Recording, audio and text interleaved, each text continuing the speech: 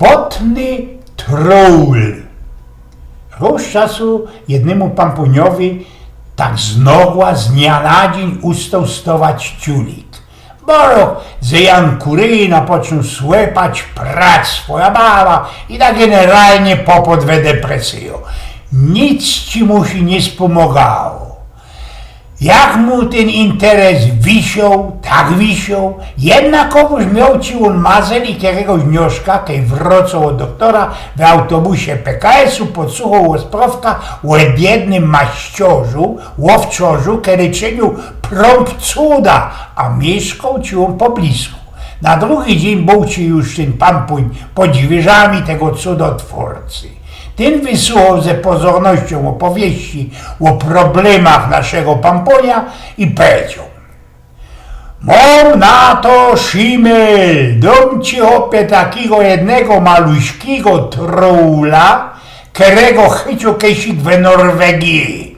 Weź go zesia do chałupy i dej mu jakoś procną robota. Bez ten czas, kiedy ten troll będzie zajmany, to tobie twój ciulik będzie styrczał jak palica albo jak faleta ze płota. No ale kiedy on będzie już fertig z robotą, już zaś ci ten twój chłopski insterek ochlapnie i będzie wisiał. Borok deczko nie odwracał po lekuśku ku chałupie, bo tak prawdą nie zatela wierzył tym łowczarzowi, no ale kiedy już wrócił do domu, uzdał i że spróbuje. Kozał cię temu trollowi rozhakować, przekopać o grudek.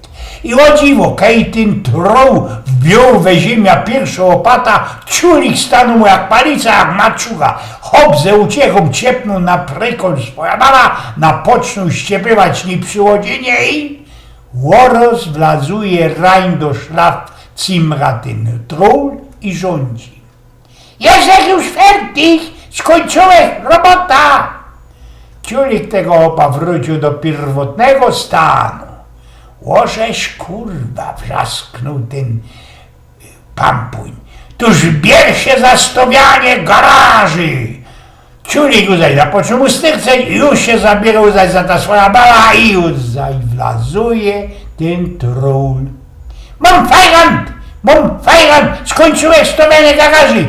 Rządzi ten troll i zaziero na oklapuciały ciulik tego wsioka.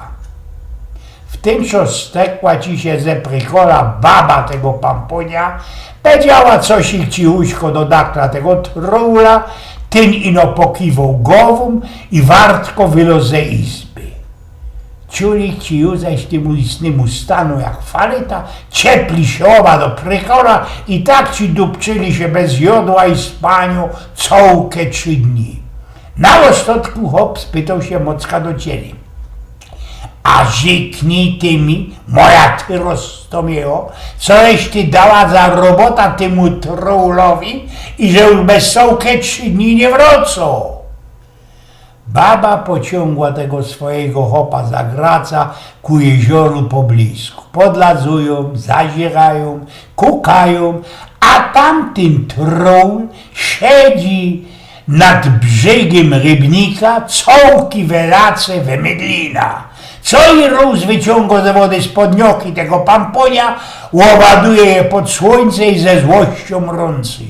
Kurwa, całki co żółte na życi.